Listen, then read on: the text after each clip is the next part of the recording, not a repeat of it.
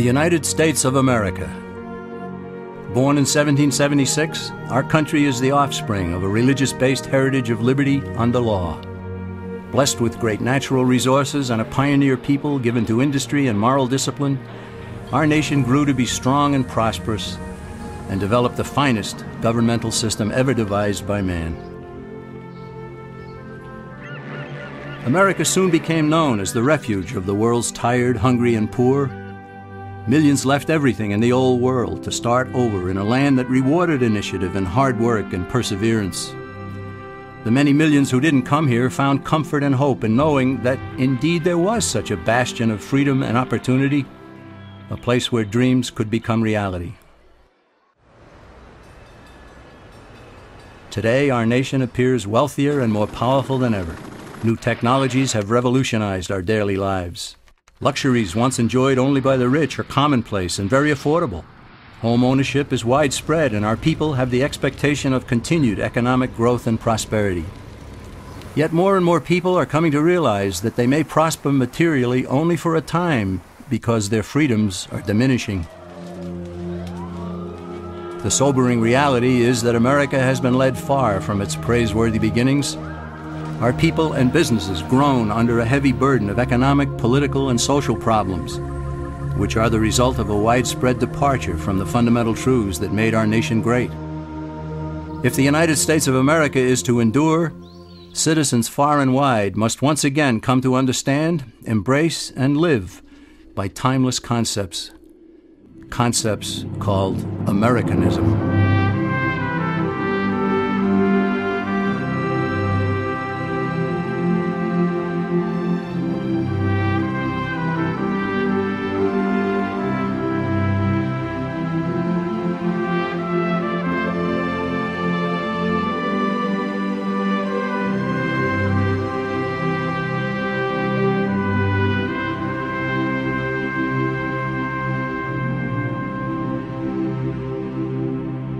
What made America great and set it apart from other lands? Was it natural resources? No, other lands are equally blessed. Was it the people? No, the people who built America came from elsewhere. Was it government planning and wisdom that spurred our nation to such heights? No again. It wasn't what government did that made America great. It was what government was prevented from doing that made the difference. What set America apart from other lands was freedom for the individual. Freedom to work, to produce, to succeed, and especially to keep the fruits of one's labors. America became great precisely because the stifling effect of too much government had been prevented. However, freedom in America was not totally unrestrained.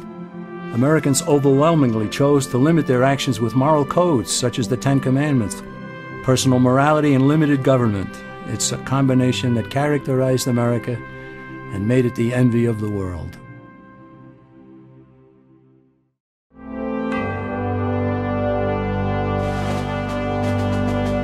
When our founding fathers decided they'd had enough of British oppression, they broke away and declared independence. They stated as self-evident truth in the Declaration of Independence that men are endowed by their Creator with certain unalienable rights. In other words, God gave man his rights, and that among them are life, liberty, and the pursuit of happiness. And in the very next sentence, the founders defined the proper role of government when they stated that to secure these rights, governments are instituted. This is the entire philosophical base of our nation. Here, the government cannot legitimately redistribute the wealth, assume power over the people's lives, and dominate man's existence with oppressive taxation, regulations, and controls. According to the founders, government was to be a negative force, which leaves people alone. Its sole function is to protect citizens from one another and from foreign governments, and especially from their own government itself. The founders did not create a government to be a positive force, to do things for people, to take from some, to give to others. They understood that when a government starts doing something for one citizen, it has to take from another to do so. And in the process, it gains control over both.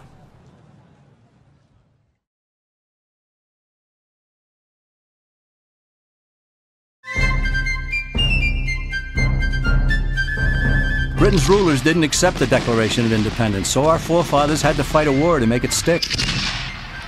By 1783, the war for independence had been won, and British forces were sent back across the sea. But the governmental system at that time was weak.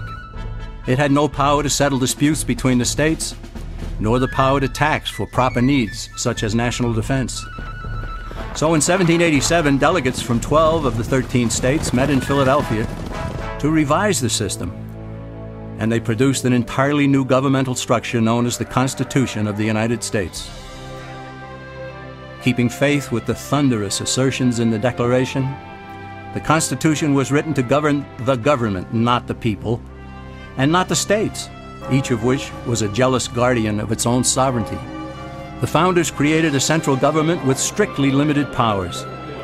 This left the states free to compete with one another to be the best state, the one with the least amount of taxation and controls, one where citizens would want to build a business and raise a family. That spirit of competition produced excellence, as honest competition always does. It's important to note that the Constitution wasn't forced on the people. It was sent back to the states for ratification, and several of the Founding Fathers wrote essays explaining it in an effort to persuade fellow Americans to adopt this new system of government. Some of the essays written by James Madison, Alexander Hamilton, and John Jay were collected into a volume known as the Federalist Papers. Those essays provide valuable insights into the intent of the founders in establishing our government. Eventually, all 13 states ratified the Constitution, and then each ratified the first 10 amendments known as the Bill of Rights, further tying the hands of the federal government. These amendments are indeed about rights, but it would have been better had the Bill of Rights been labeled the Bill of Limitations on Government. Why? Because it's vital to realize that the Bill of Rights never gave citizens any rights whatsoever. Its sole purpose was to safeguard God-given rights by limiting government power. The founders even insisted that Congress shall make no law about speech, religion, the press, assembly, the right to petition, the right to keep and bear arms, and so on. These amendments are directed squarely at the federal government, not the individual and not the states. They are like most of the 10 Commandments, which are essentially thou shalt nots. The Bill of Rights says Congress shall not, all the way up to the marvelous 10th Amendment, which says in effect, if we forgot anything, you can't do that either.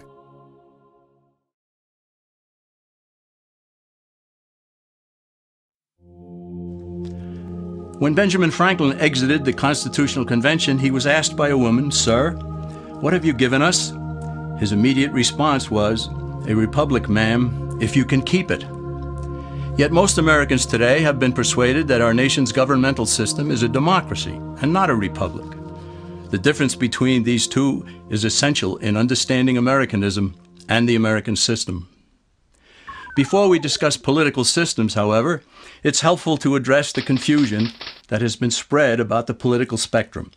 Many have been led to believe that the political spectrum places groups such as communists on the far left, fascists or dictators on the far right, and political moderates or centrists in the middle. However, a more accurate political spectrum will show government having zero power on the far right to having 100% power on the far left. At the extreme right, there is no government. The extreme left features total government under such labels as communism, socialism, Nazism, fascism, princes, potentates, dictators, kings, any form of total government. Those who claim that Nazis and fascists are right-wing never define their terms. This amounts to spreading confusion. Toward the middle of the political spectrum can be found the type of government limited to its proper role of protecting the rights of the people. That's where the Constitution of the United States is. Those who advocate such a form of government are really constitutional moderates. So let's analyze the basic forms of government. They are monarchy or dictatorship ruled by one, oligarchy ruled by a few, democracy ruled by a majority, republic ruled by law, and anarchy, which is ruled by no one.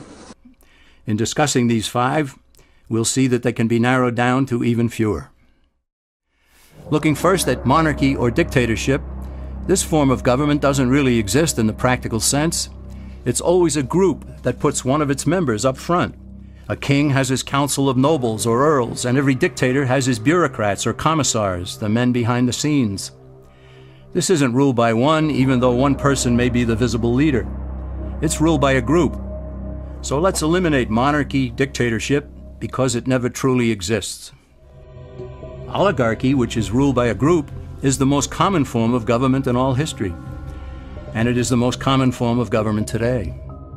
Most of the nations of the world are ruled by a powerful few, and therefore oligarchy remains. At the other end, we find anarchy, which means without government. Some people have looked over history and found that many of its worst crimes were committed by governments, so they decided that having no government might be a good idea. But this is a mistake, because as the ancient Greeks stated, without law there can be no freedom.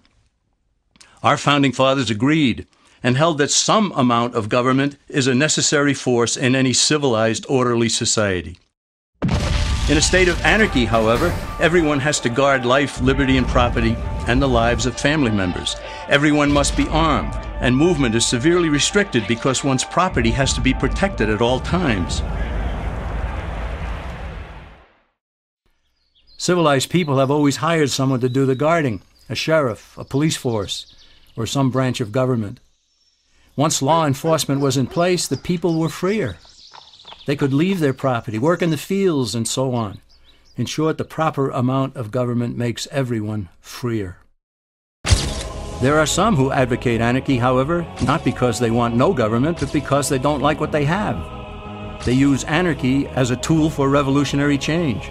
The condition of anarchy is very much like a vacuum where something rushes in to fill it. These calculating anarchists work to break down the existing government with rioting, killing, looting, and terrorism.